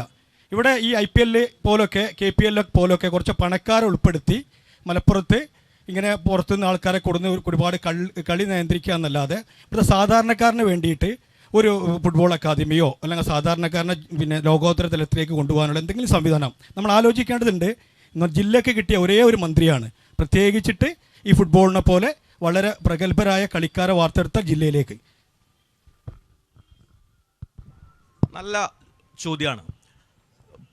വികസനമാണ് ആ ചോദ്യത്തിൻ്റെ അജണ്ട. ഇതിൽ ഫുട്ബോളിനെ സ്നേഹിക്കുന്ന ഏതൊരാൾക്കും അതിനുള്ള എല്ലാ സൗകര്യങ്ങളും ചെയ്തു കൊടുക്കാൻ കഴിയുന്ന സ്ഥലമാണ് സ്റ്റേഡിയം. ആ സ്റ്റേഡിയം ഡെവലപ്മെൻറ്റുമായി ബന്ധപ്പെട്ടിട്ടാണ് തിരൂരിൻ്റെ സ്പോർട്സും അതുപോലെ തന്നെ ഫുട്ബോളിൻ്റെ ഡെവലപ്മെൻറ്റും എല്ലാം നിൽക്കുന്നത്. ആ പ്രശ്നമാണ് നിങ്ങൾ ഊന്നേണ്ടത്. പിന്നെ മന്ത്രിയുടെ കാര്യം പറയുമ്പോൾ ഒരു കാര്യം, അബ്ദുറഹ്മാൻ അല്ല തിരൂരിൽ നിന്ന് ആദ്യം മന്ത്രിയാവുന്ന ആള്. 2 തവണയായി കായിക മന്ത്രിയുടെ കാര്യമാണ്. അല്ല, അതെ, ഓക്കെ, 2 തവണ ഈ തിരൂരിനെ പ്രതിനിധീകരിച്ച് മുസ്ലിം ലീഗിന്റെ പ്രതിനിധികൾ മന്ത്രിയായിട്ടുണ്ട്. 3 തവണ, അതിലേറെ ചിലപ്പോൾ ഉണ്ടാവും. എന്ത് വികസനമാണ് ഒരു മന്ത്രിനെ തിരൂർക്ക് കിട്ടിയപ്പോൾ പിന്നെ തിരൂരിനുണ്ടായത്? താനൂരുകാരുടെ ചെലവിൽ തിരൂരിലൊരു മന്ത്രി ഉണ്ടായപ്പോൾ വന്ന നേട്ടങ്ങളാണ് ഞാൻ ഈ പറഞ്ഞ കാര്യങ്ങളെല്ലാം. എണ്ണി ഓരോ കാര്യങ്ങൾ പറയാം. ആ കാലത്ത് ഈ ജില്ലയുടെ അട്ടിപ്പേറായ അവകാശം മാത്രം പോകുന്ന മുസ്ലിം ലീഗിന് ഈ കാര്യങ്ങളൊന്നും നിർവഹിക്കാൻ കഴിയുന്നില്ല. മലപ്പുറം ജില്ലയുടെ പിന്നോക്കാവസ്ഥയാണല്ലോ ഇവർ പറയുന്നത്. എന്തേ മലപ്പുറം ജില്ല പിന്നോക്കം പോയി? ഈ ജില്ല ഉണ്ടായ കാലം മുതൽ ഇന്നേ വരെ ഇവിടുത്തെ MLA-മാർ, MP-മാർ, തദ്ദേശ സ്വയംഭരണ സ്ഥാപനങ്ങൾ ഇത് മുഴുവൻ അട്ടിപ്പേറായി ഭരിച്ചത് മുസ്ലിം ലീഗ് എന്ന് പറയുന്ന രാഷ്ട്രീയ പാർട്ടിയാണ്. ഈ ജില്ല ഇന്നും പിന്നോക്ക ജില്ലകളുടെ പട്ടികയിൽ പെടുന്നുണ്ടെങ്കിൽ അതിന്റെ പരിപൂർണമായ ഉത്തരവാദിത്വം മുസ്ലിം ലീഗ് എന്ന് പറയുന്ന രാഷ്ട്രീയ പാർട്ടിക്കാണ്. എന്ന് UDF-ന് അധികാരം കിട്ടുമ്പോഴും ഡസൻ കണക്കിന് മന്ത്രിമാർ ഈ ജില്ലയിൽ നിന്ന് ഉണ്ടായിട്ടില്ലേ? എന്തായിരുന്നു ഇവർക്കൊക്കെ ജോലി? നമ്മുടെ തിരൂരിൽ കൊണ്ടുവന്ന പാലങ്ങളുടെ കണക്ക് പറയും. എത്ര പാലങ്ങൾ വന്നു തിരൂരിൽ? എത്ര റോഡുകൾ പുതുതായി വന്നു? ഇതൊക്കെ വികസനം. വെയിറ്റ്. പിന്നെ വിദ്യാഭ്യാസ മേഖലയിൽ എത്ര സ്ഥാപനങ്ങൾ കൊണ്ടുവന്നു? എയ്ഡഡ് മേഖല സ്ഥാപനങ്ങൾ കൊണ്ടുവന്നു, ഗവൺമെൻറ് സെക്ടറിലെ സ്ഥാപനങ്ങൾ കൊണ്ടുവന്നു. പിന്നെ ഞാൻ ചോദിക്കുന്നത്, പിന്നെ നിങ്ങൾ പറഞ്ഞൊരു വികസനം എന്താണ്? അതേസമയം നിങ്ങൾ ഇന്ന് പറയുന്നു എന്ന് പറയുന്ന ആളുടെ ഒരു കാര്യം ഞാൻ പറയും. ഇപ്പോൾ കായിക രംഗത്തെക്കുറിച്ച് പറഞ്ഞു. ഈ പ്രാവശ്യമൊക്കെ നമ്മുടെ മക്കൾ പഠിക്കുന്ന കായിക രംഗത്ത് പഠിക്കാൻ വേണ്ടിയിട്ട് ജില്ലക്ക് പുറത്തുള്ള സ്റ്റേഡിയം കാണേണ്ടി വന്നു, അല്ലെങ്കിൽ സ്റ്റേഡിയത്തിൽ കളിക്കേണ്ടി വന്നു എന്ന് പറയുമ്പോൾ ഇവിടെ അതില്ല എന്നല്ലേ അതിൻ്റെ അർത്ഥമുള്ളത്? അതൊക്കെ നമ്മളിനി പരസ്പരം പറയണോ? കായിക മന്ത്രിയുടെ നാട്ടിൽ നേരാമണ്ണം ഒരു സ്റ്റേഡിയം ഇല്ല. അതുകൊണ്ട് കേരളോത്സവത്തിൽ പങ്കെടുക്കുന്ന കുട്ടികൾ ജില്ലയിൽ മാറിയിട്ടാണ് മത്സരിച്ചത് എന്ന് ഇവിടെ വലിയ ചർച്ചയായതല്ലേ? അതൊക്കെ അപ്പോൾ നമുക്ക് ആളുകൾക്ക് മറക്കാൻ കഴിയുമോ? ഞാൻ പറയുന്നത് അത് മാത്രമല്ല, നമ്മുടെ തിരുവനന്തപുരത്തെ ഒരു വലിയ ക്രിക്കറ്റ് മത്സരം ഉണ്ടായിരുന്നു. ആ ക്രിക്കറ്റ് മത്സരത്തിൽ ചാർജ് കൂടിയപ്പോൾ സ്വാഭാവികമായി ആളുകൾ പറഞ്ഞു. അപ്പോൾ നമ്മുടെ മന്ത്രി പറഞ്ഞത് പൈസ ഉള്ള ഒരു കണ്ടാൽ മതി എന്നാണ്. ഞാൻ പറയുന്നത് അതൊക്കെ ഒരു വാക്കായിരിക്കാം, പക്ഷേ ഏതോ ഒരു താല്പര്യങ്ങളുടെ അടിസ്ഥാനപ്പെടുത്തിയ വാക്കാണ്. അതാ ഞാൻ പറയുന്നത്, ഈ നാട്ടിൽ വികസനം കൊണ്ടുവരുന്നു എന്ന്. ഇനി ഞാൻ നിങ്ങളോട് ചോദിക്കാം, നിങ്ങൾ ഒരു ടീമിനെ വെക്കും, ഞങ്ങളും വെക്കാം. എന്നിട്ട് നിങ്ങൾ പരിശോധിക്കുക കുറുക്കോളിയുടെ കഴിവും മറ്റൊരാളുടെ കഴിവുകളും നമ്മൾ പറയേണ്ട കാര്യമില്ല. പ്രഖ്യാപിച്ച പദ്ധതികൾ, പൂർത്തീകരിച്ച പദ്ധതികൾ, പൂർത്തീകരിക്കപ്പെടാതെ പോയ പദ്ധതികൾ, അതിൻ്റെ സ്വഭാവങ്ങൾ, ഭരണപക്ഷത്തില്ലാത്ത MLA, ആ MLA നടത്തിയിട്ടുള്ള വികസനങ്ങൾ എല്ലാവർക്കും അറിയാമല്ലോ. ഇപ്പോൾ ഞാൻ ഏറെ നിങ്ങളോട് പറയാം. ഇപ്പോൾ ഈ നമ്മുടെ നമ്മുടെ ആദവനാടാണ് പുനരധിവാസ ഗ്രാമം. ഡിസേബിളായ മക്കൾക്ക്, അവരുടെ കുടുംബങ്ങൾക്ക് അവർക്ക് ഉപകാരപ്പെടുന്ന സ്റ്റേറ്റിലെ ഏക സ്ഥാപനം എന്നത് നമ്മുടെ ഈ ആദവനാട് പഞ്ചായത്തിലാണ്. അതൊരു MLAയുടെ സാധാരണ നേട്ടമാണെങ്കിൽ എല്ലാ MLAമാരുടെ മണ്ഡലത്തിലും ഉണ്ടാവണം. അതില്ലല്ലോ ഇവിടെ. അതുണ്ടെങ്കിൽ ഓക്കെ, സർക്കാർ അങ്ങനെ പ്രഖ്യാപിച്ചു 140 മണ്ഡലങ്ങളിൽ എന്ന് പറഞ്ഞാൽ അത് 140 മണ്ഡലത്തിൽ ഉണ്ടായാൽ അതൊരു വലിയ MLAയുടെ ഒരു മികവൊന്നുമല്ല. എന്നാൽ ഇവിടെ മാത്രമാണ് ഉണ്ടായത്. അപ്പോൾ അതൊക്കെ എല്ലാവർക്കും അറിയാം. പിന്നെ മറ്റു കാര്യങ്ങൾ ഞാൻ ഇനിയും പറയുന്നില്ല. ഒരു സർക്കാരിൻ്റെ മുന്നിലൊരു, ഞാൻ ഈ കടലാസ് കൊണ്ടിട്ടാണെങ്കിൽ ഒരു പക്ഷേ കെട്ടുകണക്കിൽ കടലാസ് ഉണ്ടാവും, കുറുക്കോളി കൊടുത്ത കടലാസ്. മുമ്പത്തെ പോലെയല്ല. മുമ്പ് എന്ന് പറഞ്ഞാൽ ഒരു കാര്യം ചെയ്യുമ്പോൾ അങ്ങനെ പറയാം, പക്ഷേ ഇന്ന് സമൂഹം ലൈവാണ്. സത്യത്തിൽ ഇപ്പോൾ ഈ രണ്ടു കൂട്ടരും ഇങ്ങനെ പറയുന്ന സമയത്ത് എവിടെയാ വികസനം ഉണ്ടായി എന്നുള്ളൊരു അങ്കലാപ്പാണ് ഇപ്പം മൊത്തം ആളുകളുടെ മുഖത്തുള്ളത്. എവിടെയാ? നിങ്ങൾ നോക്ക്, കാർഷിക മേഖല നമ്മളുടെ ഈ ഭാഗത്ത് എടുക്കാം. നമ്മളിപ്പോൾ ഈ തിരൂർ നിയോജക മണ്ഡലത്തെ ബേസ് ചെയ്തുകൊണ്ടാണല്ലോ ഇപ്പോൾ ഈ ചർച്ച നടക്കുന്നത്. ഇവിടെ ഏറ്റവും കൂടുതൽ വെറ്റില കർഷകരുള്ളൊരു മേഖലയാണ് നമ്മുടെ ചെമ്പ്ര മേഖല. വെറ്റില കൃഷി, ആ കാർഷിക മേഖലയ്ക്ക് വേണ്ടിയിട്ട് എന്ത് പദ്ധതിയാണ്, അല്ലെങ്കിൽ അതിനെ ഡെവലപ്മെൻറ്റ്, കാരണം പ്രത്യേകിച്ച് തിരൂർ വെറ്റില എന്ന് പറയുന്നത് നമ്മുടെ വെറ്റിലയ്ക്ക് ലോകോത്തരമായിട്ടുള്ള പേരുള്ള വെറ്റിലയാണ്. അതിന് വേണ്ടിയിട്ട് ഇവർ എന്ത് പദ്ധതിയാണ് കൊണ്ടുവന്നത്? അതിലൊരു വികസനം വേണ്ടേ ആ മേഖലയിൽ? നമ്മുടെ തൊട്ടടുത്ത് താമര കൃഷി നടത്തുന്നുണ്ട്. ആ സാധനം ഇപ്പോഴും കാർഷിക മേഖലയിൽ അല്ലെങ്കിൽ കൃഷി എന്ന് പറയുന്ന വകുപ്പിൽ ആ സാധനം ചേർത്തിട്ടില്ല. ഒരു ലെറ്റർ പോലും കൊടുക്കാൻ സാധിച്ചിട്ടില്ല. താമര അവർ ആ മേഖലയിൽ അനുഭവിക്കുന്ന ആളുകളുടെ കഷ്ടപ്പാടുകൾ ആരും കാണാൻ തയ്യാറായിട്ടില്ല. അപ്പോൾ കാർഷിക മേഖല അങ്ങനെ താളം തെറ്റി നിൽക്കുമ്പോൾ വിദ്യാഭ്യാസ മേഖലയെക്കുറിച്ച് ഭയങ്കരമായിട്ട് വാചാലമായി തിരൂരിൽ. നമ്മളെല്ലാവരും കണ്ടല്ലോ, തിരൂരിൽ ഗേൾസ് ഹൈസ്കൂളിൽ ചോറ്റുപാത്രത്തിലേക്ക് ചോറിലേക്ക് തേരട്ട വീണിട്ട് അവിടുത്തെ പെൺകുട്ടികൾ നടത്തിയിട്ടുള്ളൊരു സമരം ഇല്ലേ? വിദ്യാഭ്യാസ മന്ത്രിയെ വരെ പോയിട്ട് കണ്ടില്ലേ അവിടുത്തെ കുട്ടികൾ? അടിസ്ഥാനപരമായ സൗകര്യ വികസനത്തിന് വേണ്ടി കേന്ദ്രം കൊണ്ടുവന്ന PM ശ്രീ പദ്ധതിയിൽ ഒപ്പുവെക്കാൻ തയ്യാറാകാതെ, കേന്ദ്രം കൊണ്ടുവന്ന പദ്ധതിയാണെന്ന് വെച്ചാൽ ആരുടെ പണം? ആ ഒരു പേര് പറഞ്ഞ് ഇടത് വലത് മുന്നണികൾ അതിൽ ഒപ്പുവെക്കാൻ തയ്യാറാകാതെ കോടിക്കണക്കിന് രൂപയാണ് അടിസ്ഥാന സൗകര്യങ്ങളുടെ വികസനത്തിന് വേണ്ടിയിട്ട് കേന്ദ്രം നൽകിയിട്ടുള്ളത്. വേറെ ആരുടെയും പണമൊന്നുമല്ല, നമ്മുടെ ഗവൺമെന്റിന്റെ പണം തന്നെയല്ലേ അത്. അത് കൊണ്ടുവന്നില്ല. നിങ്ങൾ നോക്ക്, ബോയ്സ് ഹൈസ്കൂളിൽ നിങ്ങൾ പോയിട്ടൊരു സർവേ എടുക്ക്, അവിടുത്തെ പെൺകുട്ടികൾക്ക് എത്ര പേർക്ക് മൂത്രക്കടച്ചിൽ പോലുള്ള അസുഖങ്ങളുണ്ട് എന്നുള്ളത്. സത്യത്തിൽ PM ശ്രീ പദ്ധതി ഇത്രയേറെ ബുദ്ധിമുട്ട് നമ്മൾ സമൂഹം അനുഭവിക്കുന്നുണ്ട്. PM ശ്രീ പദ്ധതി സത്യത്തിൽ ഒരു നമ്മുടെ വിദ്യാഭ്യാസത്തിന് ഉന്നമനത്തിന് ഒരു ഗുണകരമായിട്ടുള്ളൊരു ഒരു സംഭവം ആയിരുന്നില്ലേ? നിങ്ങൾ അത് ഒരു പ്രാവശ്യം ഒപ്പ് വെച്ചതാണല്ലോ, പിന്നീട് അതിൽ നിന്ന് പിന്മാറാനുണ്ടായ കാരണം എന്താണ്? PM ശ്രീ പദ്ധതി മാത്രമല്ല, കേന്ദ്ര ഗവൺമെന്റിന്റെ എല്ലാ പദ്ധതികൾക്കകത്തും ധാരാളം കാണാച്ചരടുകളുണ്ട്, വർഗീയമായ അജണ്ടകളുണ്ട്. അത്തരം കാര്യങ്ങളോട് വിയോജിക്കുകയും, എന്നാൽ കേന്ദ്ര ഗവൺമെന്റ് എന്ന് പറഞ്ഞാൽ ആകാശത്തുള്ളതല്ല. കേന്ദ്ര ഗവൺമെന്റിന് കിട്ടുന്ന പണം ഇവിടുത്തെ ഞാനും നിങ്ങളും അരിയും പഞ്ചസാരയും മണ്ണെണ്ണയും വാങ്ങുമ്പോൾ കൊടുക്കുന്ന പൈസ എന്നാണ് മുനിസിപ്പാലിറ്റിക്ക് പൈസ ഉണ്ടാവുന്നത്, മുനിസിപ്പാലിറ്റിക്ക് പൈസ ഉണ്ടാവുന്നത്, നിയമസഭയ്ക്ക് പൈസ ഉണ്ടാവുന്നത്, പാർലമെന്റിൽ നിന്ന് പൈസ ഉണ്ടാവുന്നത്. ആ പൈസ കേന്ദ്ര ഗവൺമെന്റിന്റെ ഔദാര്യമാണെന്നുള്ള നിലയ്ക്ക് എടുക്കണ്ട. അല്ല, ആ ചർച്ചയിലേക്ക് വരാം. ആയിക്കോട്ടെ, അത് ഉപയോഗിക്കുന്നുണ്ട്. PM ശ്രീ പദ്ധതിയുമായി ബന്ധപ്പെട്ട കാര്യങ്ങൾക്കകത്ത് കേരളത്തിൽ അനാവശ്യമായിട്ടുള്ള ധാരാളം വിവാദങ്ങൾ ഉണ്ടായിട്ടുണ്ട്. അതിൽ ശരിയായ നിലപാടെടുത്ത് പോകാനും സാധിച്ചിട്ടുണ്ട്. ഇപ്പം നമ്മളുടെ ഈ വിഷയത്തിൽ ടേബിളിലേക്ക് അത് കൊണ്ടുവരണ്ട, നിൽക്കട്ടെ.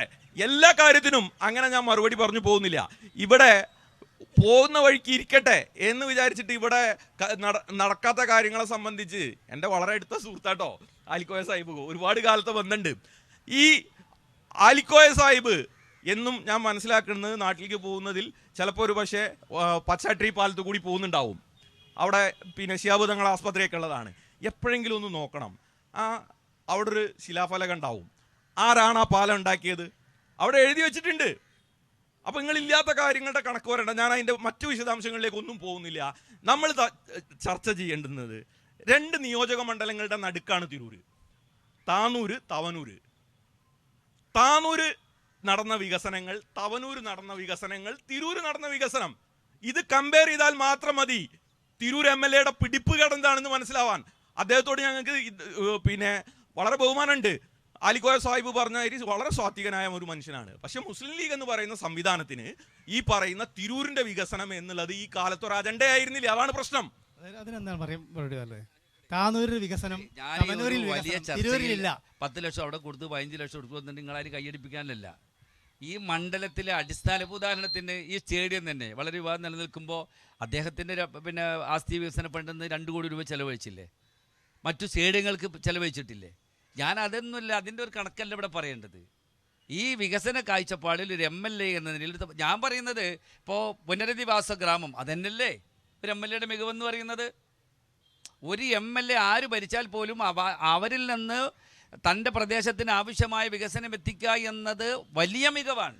തർക്കങ്ങളുണ്ടാവും അവിടങ്ങളിലൊക്കെ തൻ്റെ ഒരു സ്വഭാവം പിന്നെ കണ്ട് പ്രവർത്തിച്ച് കാര്യങ്ങൾ എത്തിച്ചു എന്ന കാര്യത്തിൽ എന്ന് മാത്രമല്ല, ഞാനിപ്പോൾ ഗിരീഷ് സമ്മതിച്ചില്ലെങ്കിൽ പോലും പല പരിപാടിക്കും മന്ത്രിമാർ വന്നപ്പോൾ പറഞ്ഞതെന്താ വെച്ചാൽ കുറുക്കോളി ഒരു കാര്യം പറഞ്ഞാൽ തട്ടാൻ കഴിയില്ല എന്നാണ് ഞാൻ കേട്ടിട്ടുണ്ട്. അപ്പോൾ എന്താ അതിൻ്റെ അർത്ഥം എന്താണ്? അയാൾ അതിന് പ്രാപ്തനെന്നാണ്. അപ്പം ഇനി അത് നമ്മൾ ചർച്ച ചെയ്യണ്ട. എനിക്ക് ചോദിക്കാനുള്ളത് NDA പ്രതിനിധിയോടാണ്. നിങ്ങൾ പറഞ്ഞ എല്ലാം മാറുന്നു. ഇവിടെ മാറിയിട്ടെന്താ? 2014 NDA ഗവൺമെൻറ് വന്നപ്പോൾ ഗ്യാസ് വില എത്രയായിരുന്നു? അത് മാറി. പെട്രോൾ വില എത്രയായിരുന്നു? അത് മാറി. പിന്നെ കർഷകരെ പറ്റി നിങ്ങൾ പറഞ്ഞു 365 ദിവസമാണ് നിങ്ങൾ രാജ്യ തലസ്ഥാനത്ത് ഈ കർഷകരെ ദ്രോഹിച്ചത്. അത് നിങ്ങൾ മനസ്സിലാക്കണം. ഇവിടെ നമ്മുടെ ബഹുമാനപ്പെട്ട കേരള ഗവൺമെൻറ് നെൽകർഷകർക്ക് ഈ ഓണത്തിന് അവർ കൊയ്തെടുത്ത നെല്ല് അത് അളന്നെടുത്തിട്ട് അതിന് പൈസ കൊടുക്കാതെ അവർക്ക് ബാങ്കിലേക്ക് ലിസ്റ്റ് കൊടുത്ത് ബാങ്കിൽ നിന്ന് വായ്പ എടുക്കാൻ പറഞ്ഞു.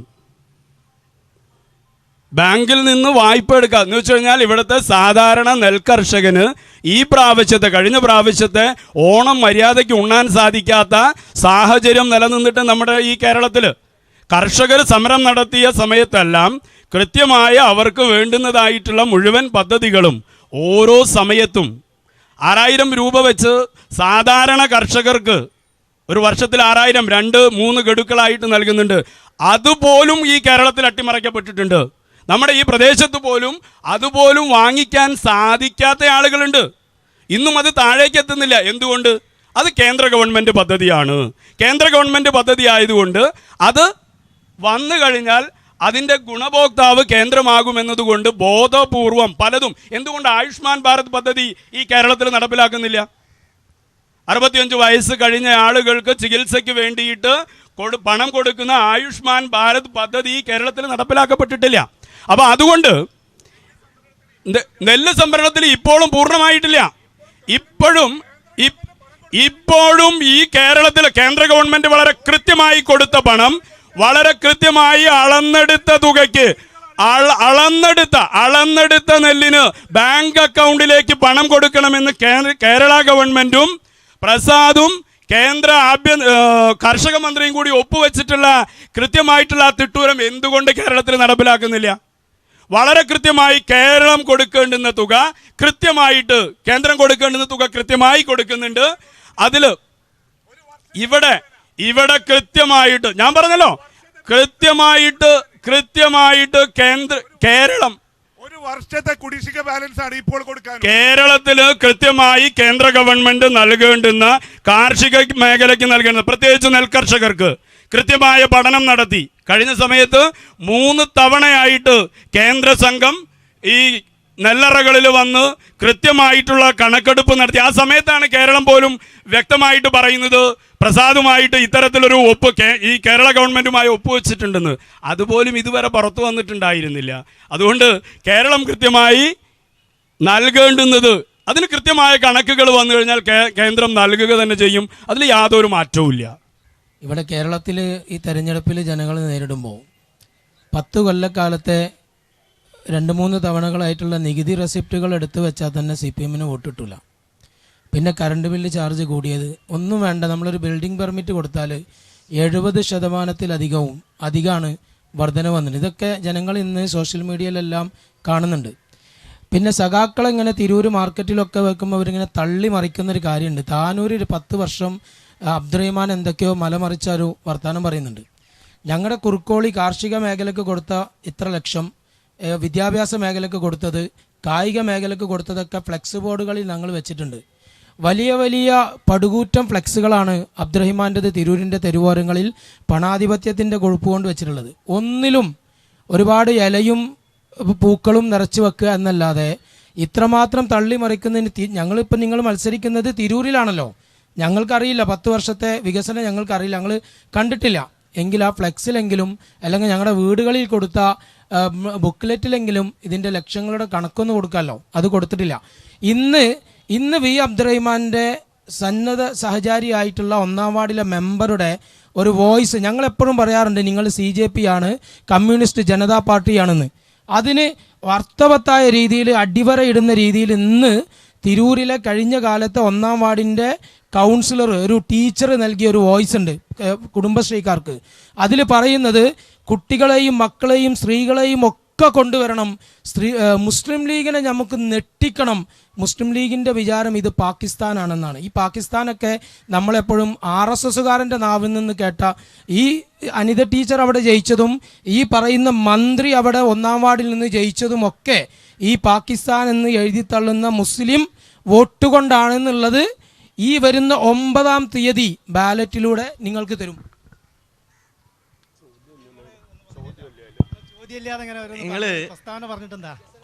സോഷ്യൽ മീഡിയയിൽ പലജാതി വോയിസുകൾ ഉണ്ടാവും. അതൊന്നുമല്ല, ഒരു തെരഞ്ഞെടുപ്പിൽ വികസന രാഷ്ട്രീയവുമായി ബന്ധപ്പെട്ട കാര്യങ്ങൾ ചർച്ച ചെയ്യണം. ഒരു കാര്യം ഞങ്ങളിവിടെ പലപ്പോഴും ഞാൻ പറയട്ടെ, മലപ്പുറത്തെ ലീഗിന്റെ കോട്ടകൾ പലതും അല്ല. നിങ്ങൾ സുഹൃത്തെ ഞാൻ പറയട്ടെ, നിങ്ങൾ പറയുമ്പോ ഞാൻ മിണ്ടിയില്ലല്ലോ. നിങ്ങൾ മുണ്ടായിരിക്കും. ഞാൻ പറയട്ടെ, നിങ്ങൾ പറയുമ്പോ ഞാൻ ഒന്നും പറഞ്ഞില്ല. അയാളോട് മിണ്ടാണ്ടിരിക്കാൻ പറയും. ഞാൻ പറയട്ടെ, പറയട്ടെ. അതായത് ഇത് ഈ തിരൂരിൽ ഞാൻ പറയട്ടെ പ്ലീസ് നോക്കാം. അവരോട് മിണ്ടാണ്ടിരിക്കാൻ പറയാം, അല്ലെങ്കിൽ ഞങ്ങൾ നിർത്താം.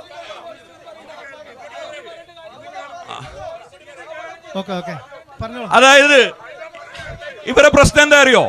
ഈ മലപ്പുറം ജില്ലക്കകത്ത് മുസ്ലിം ലീഗ് തോൽക്കാൻ പോകുന്ന സൂചന വരുന്ന സമയത്തെല്ലാം ഇങ്ങനത്തെ ഹാലിളക്കങ്ങൾ ഉണ്ടായിട്ടുണ്ട്. ഇത് മുമ്പ് ഞങ്ങൾ കണ്ടത് തിരൂരിൽ അബ്ദുള്ള കുട്ടി സഖാവ് ജയിച്ച തെരഞ്ഞെടുപ്പിലാണ് ഇങ്ങനെ മുസ്ലിം ലീഗിന് ഹാലിളകിയത്. മഞ്ചേരിയിൽ TK ഹംസ ജയിച്ച തെരഞ്ഞെടുപ്പിലാണ് മുസ്ലിം ലീഗിന് ഇതേപോലെ ഹാലിളകിയത്. ഇവിടെ MK മുനീർ, ET മുഹമ്മദ് ബഷീർ, മുസ്ലിം ലീഗിന്റെ എണ്ണം പറഞ്ഞ നേതാക്കന്മാർ മുഴുവൻ തോൽക്കുന്ന തെരഞ്ഞെടുപ്പിൽ ഇതേപോലെ ലീഗ് ഹാലിളകി വന്നിട്ടുണ്ട്.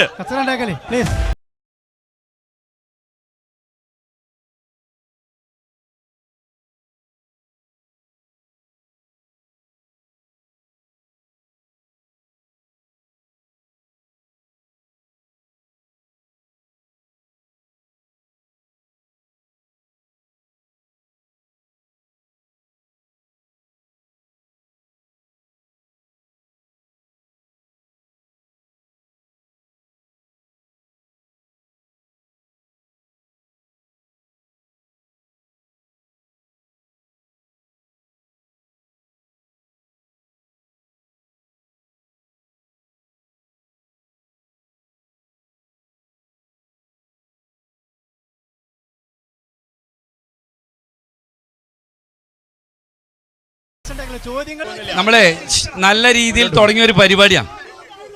ഞാൻ നിങ്ങളോട് നമുക്ക് തർക്കം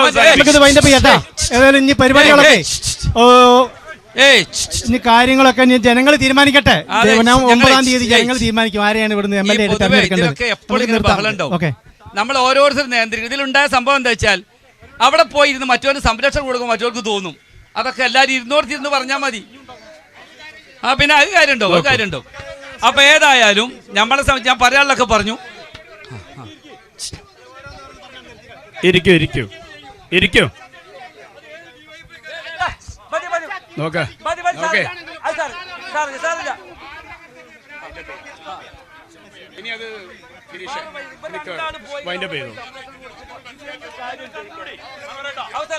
എന്തായാലും നമുക്ക് ഈ പരിപാടി അവസാനിപ്പിക്കുന്നതാണ് ഏറ്റവും നല്ലത്. ഇനി ഇതിങ്ങനെ പതുക്കെ പതുക്കെ കയറി വരും. അല്ല മറുപടി ഇനിയിപ്പോൾ സ്റ്റോപ്പ് ചെയ്യാം. നമുക്ക് ഇനി ഒരു സുഖമായിട്ടുള്ള കാര്യങ്ങളല്ല, നമുക്കിത് വൈൻഡപ്പ് ചെയ്യാം. നമുക്ക് ഇനി അടുത്തതിന് നോക്കാം. സ്റ്റോപ്പ് നിർത്തുക. അല്ല എല്ലാവരും ഒന്ന് ഇത് തെരഞ്ഞെടുപ്പൊക്കെ കണ്ട് കഴിയും. പ്ലീസ് എല്ലാവരും ഇരിക്കും. പക്ഷെ എല്ലാവരും ഇരുന്നോടത്ത് ഇരിക്കുമ്പോൾ എന്താ പറയുക, ഇരുന്നോടത്ത് മാറുമ്പോൾ സ്വാഭാവികമായിട്ടും തോന്നും. അതാണ് ഇപ്പോൾ ഇതിൽ സംഭവിച്ചത്. പറഞ്ഞൊന്നും ആർക്കും പ്രശ്നമില്ല, പോട്ടെ, സാരമില്ല. ഏതായാലും ഇതൊക്കെ ഇനി തെരഞ്ഞെടുപ്പ് കഴിഞ്ഞ് അത് അവസാനിക്കും. ആരാണെങ്കിലും തിരൂരിന്റെ ഒരു പൊതുവായ കൾച്ചർ, ഞാനാണെങ്കിലും ആലിക്കോയ സാഹിബ് ആണെങ്കിലും ഒക്കെ തർക്കവും വിവാദമൊക്കെ ഉണ്ടാവും. പക്ഷെ അത് ഒരു സംഘർഷഭരിതമായ സാഹചര്യത്തിലേക്ക് പോകരുത്. ഒരു സംവാദാത്മകമായിട്ട് കാര്യങ്ങളെ കാണണം. അതെല്ലാവരും, അതാണ് തിരൂരിന്റെ പൊതുവായ കൾച്ചർ. നമുക്ക് എല്ലാവർക്കും അറിയുന്നതാണല്ലോ. അനാവശ്യമായ രാഷ്ട്രീയ സംഘർഷങ്ങളോ തർക്കങ്ങളോ ഒന്നുമില്ലാത്ത എല്ലാ കാര്യങ്ങളെയും ജനാധിപത്യപരമായ ചർച്ചയിൽ ഉൾക്കൊള്ളുന്ന, വളരെ സജീവമായി ചർച്ച ചെയ്യുന്ന ഒരു നാടാണ്. ആ ഒരു പാരമ്പര്യം നമ്മൾ കാണിക്കണം. ഏതായാലും നമുക്ക് ഈ ചർച്ച ഇവിടെ അവസാനിപ്പിക്കുകയാണ്. ഇവിടെ നമ്മൾ ഒരു സമാധാനപരമായിട്ടാണ് ഈ പറഞ്ഞ മാതിരി ചർച്ച ചെയ്ത് പോകേണ്ടിയിരുന്നത്. ഏതായാലും നമ്മളിവിടെ നിർത്തിയിരിക്കുകയാണ്. ഇനി 9-ാം തീയതിയാണ് നമ്മൾ തെരഞ്ഞെടുപ്പ് വരുന്നത്. ഇവിടെ ജനങ്ങൾ തീരുമാനിക്കട്ടെ ഇനി ആരെയാണ്. ചർച്ചകളൊക്കെ ജനം നടത്തട്ടെ. ഇത് നമുക്ക് മറ്റൊരു നിയോജകമണ്ഡലത്തിലെ തെരഞ്ഞെടുപ്പ് ചർച്ചയുമായി വീണ്ടും കാണാം. ബൈ.